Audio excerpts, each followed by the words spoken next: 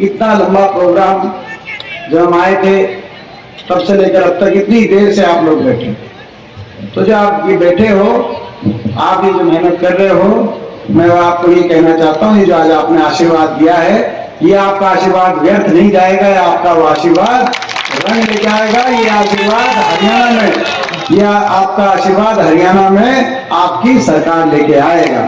और मैं 25 मई की अपनी तारीख है और मैं कह सकता हूं 25 मई बीजेपी गई, क्योंकि ये सही बात है। हरियाणा प्रदेश का क्या बुरा हाल बना दिया इस बीजेपी की 10 साल की सरकार ने। जो प्रदेश देश में विकास में आगे होता था, खुशहाली में आगे होता था, भाईचारे की मिसाल दी जाती थी, आपसी अमन चैन प्यार प्रेम भाईचारे के में देश में नंबर 1 था, विकास दर में नंबर 1 था। 10 वर्ष तक जो कांग्रेस की सरकार रही, इससे पहले हुड्डा साहब के नेतृत्व में किसी भी वर्ग को सड़क पे नहीं आना पड़ा, कोई आंदोलन नहीं करना पड़ा, ना व्यापारी को, ना कर्मचारी को, ना किसान को, ना मजदूर को, कहीं कोई हड़ताल नहीं हुई।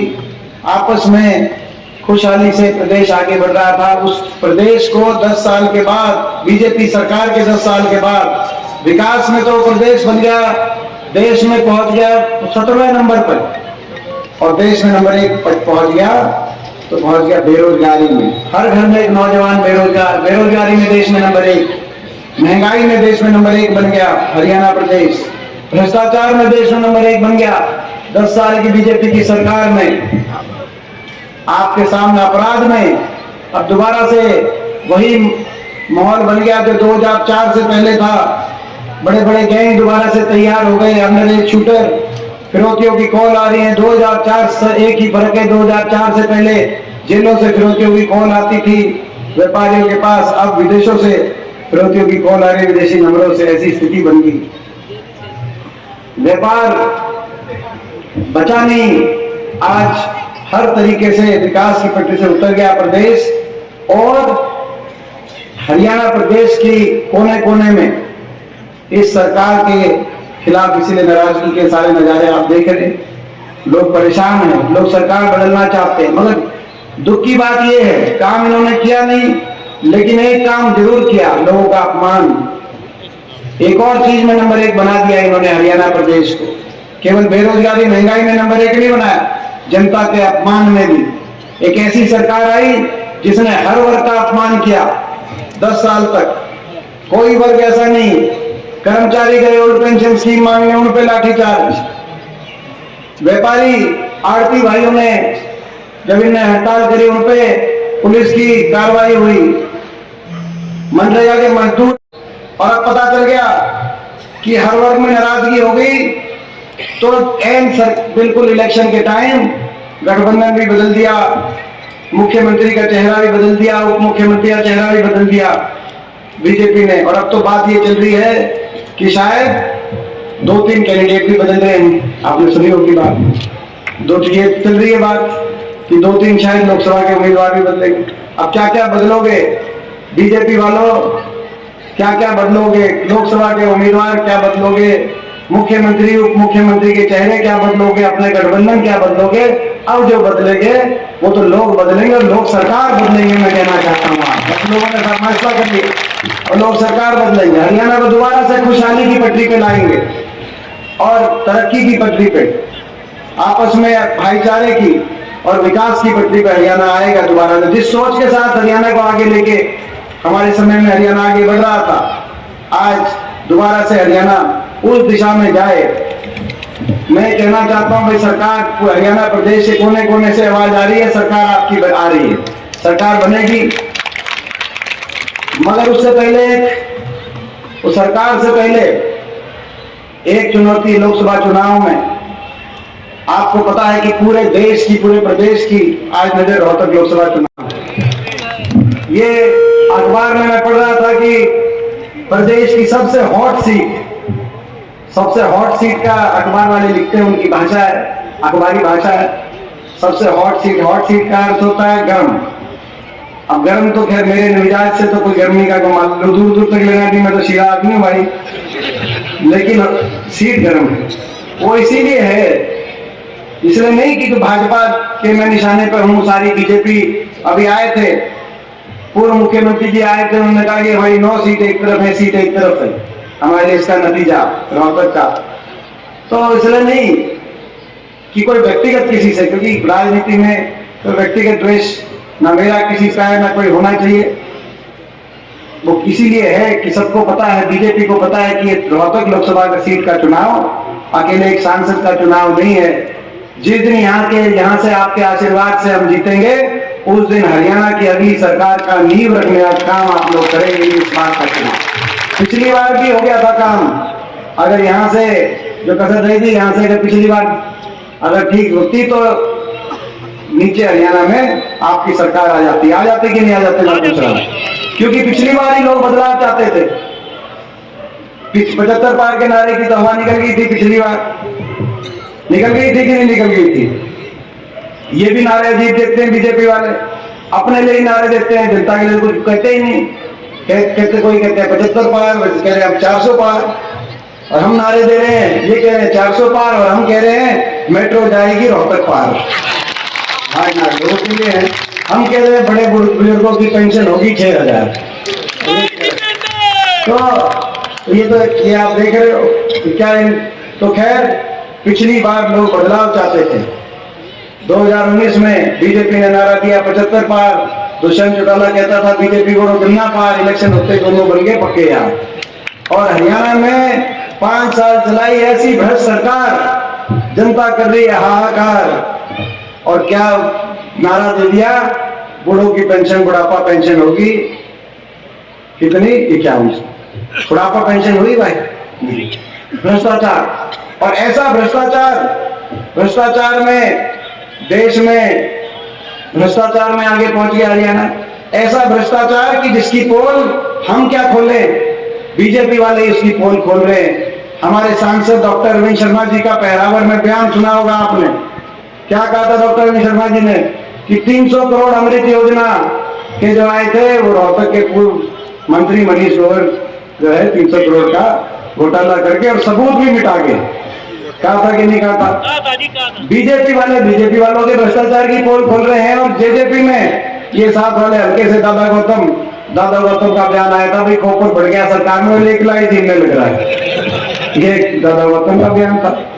तो भाई ये भ्रष्टाचार की कहानी है।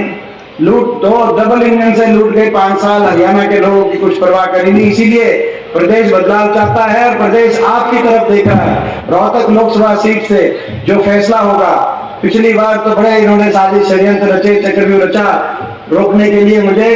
पिछली बार लोकतंत्र का गला भी घोटा गया। यहाँ पर मैंने देखा अपनी नजर से 2019 के लोकसभा चुनाव में, मैंने अपने चुनाव में देखा कि लोकतंत्र का गला ये भी भाजपा वाले कैसे घोटते हैं। आपने भी उस बात का नजारा चंडीगढ़ के मेयर के चुनाव में देख लिया होगा कि ये लोकतंत्र का गला कैसे घोटते हैं। इसीलिए लड़ाई लड़नी पड़ेगी और उस लड़ाई में आपको हमको मिलकर लड़ना पड़ेगा। मैं अकेला या आप अकेले नहीं लड़ सकते, मगर मिलकर लड़ सकते हैं। और उसमें आज मैं आपसे केवल वोट की अपील नहीं मांग रहा, मैं आज आपसे सपोर्ट की अपील भी कर रहा हूं कि भाई ये इलेक्शन आपको संभालना भी है। तो भाई संभालोगे सारे इलेक्शन, एक बार हाथ खड़ा करके बताओ सारे इलेक्शन संभालोगे। और देखो राज सरकार आएगी, राज आपका बनेगा। जो सपने लेकर हम चले थे, जो सपने लेकर ये पूरा कॉरिडोर हम चाहते थे विकसित हो, नैन में एयरपोर्ट आए, मदीना में IMT आए, इसी कॉरिडोर के विकसित करने के लिए रोहतक तक मेट्रो का उस समय प्रस्ताव था। ये रेल की लाइन जब मंजूर कराई मैंने, जब 4 लेन का हाईवे मैंने मंजूर कर दिया दवाली तक, ताकि ये पूरा कॉरिडोर विकसित हो। जिस तरीके से दिल्ली से चंडीगढ़ और दिल्ली से जयपुर तक विकास पहुंच चुका है, उसी तरीके से ये दिल्ली से हिसार तक पूरा जो विकास का जो हमारा कॉरिडोर है, ये पूरा विकसित हो। तो बड़ी मेहनत करके पूरे अपने इलाके में मैं आपसे पूछना चाहता हूँ, जब आपकी सरकार थी 10 साल, आपके आशीर्वाद से मौका मिला, तो हमारे इलाके की तस्वीर आपने बदलती संवरती देखी थी कि नहीं देखी थी, मैं पूछना चाहता हूँ। तो अब 10 साल में कुछ हुआ नहीं। अब मैं इनसे पूछता हूँ सवाल, जो सांसद है उनसे पूछ लेता हूँ कि भाई आपने क्या कराया 5 साल में। उनको बड़ी तकलीफ हो जाती है इस बात से, वो काम का जवाब तो देना नहीं चाहते। तो खैर उनकी वो है। तो मगर अब दोबारा से उसी रफ्तार से ये इलाका आगे जाए। और भाई जो है मैं यही कह सकता हूं, जो आपके जो है अपने का दर्द अपना समझता है, अपनेपन की बात होती है। अपने जब सरकार होगी तो भाई जो है कहीं मैं समझता हूं कि अपने इलाके के लिए, अब तो 10 साल विपक्ष में लड़ाई लड़ी तो 10 साल विपक्ष में रह के और भी आदमी समझदार हो जाता है। अपने इलाके के लिए और आप सबके लिए कोई कसर बाकी नहीं छोड़ेंगे। मैं कहना चाहता हूं कि इस बार कोई जो है ब्याज समेत, ये जो समय निकल गया तो भाई किसी जो है ब्याज समेत अपने इसको, अपने जो है पूरे क्षेत्र को और आप सब के लिए अपन कोशिश करेंगे, प्रयास करेंगे। तो आखिर में एक बार फिर भाई पूरे महम शहर से मुझे बहुत उम्मीद है। ये वो शहर है जिसने हमेशा आशीर्वाद दिया है। मुझे याद है 1991 का इलेक्शन, जब यहाँ से जो जीत हुई थी, महम से जो बिगुल बजा था, वो जो बिगुल बजा था वही नींव रखी थी जो है हरियाणा के अंदर सरकार जो आई आपकी 2004 में, उसकी नींव अगर किसी ने रखी तो वो महम कस्बे ने नींव रखी और महम विधानसभा ने नींव रखी 91 में। सही कह रहा हूँ कि गलत कह रहा हूँ? तो भाई आपने नींव रखी और आपने जो नींव रखी वो सरकार बनी तो हरियाणा भी आगे गया, हुड्डा साहब के हाथ में कलम आई और ये इलाका भी। तो भाई अब ये मौका है दोबारा से मौका है। और इसमें भाई महम शहर, मैं ये आशा करता हूँ, उम्मीद करता हूँ कि जब महम शहर का रिजल्ट आए तो भाई महम शहर पूरे रोहतक में सबसे आगे महम शहर का रिजल्ट 91 वाला रिजल्ट आए। और मैं बधाई देता हूँ अपने भाई बलराम को, क्योंकि एक प्रोग्राम आपने इतनी बड़ी रैली हुई, आज से मेरे ख्याल 15 दिन की बात होगी, 15-20 दिन की बात होगी कि मैं तो दिन का हिसाब नहीं जो है।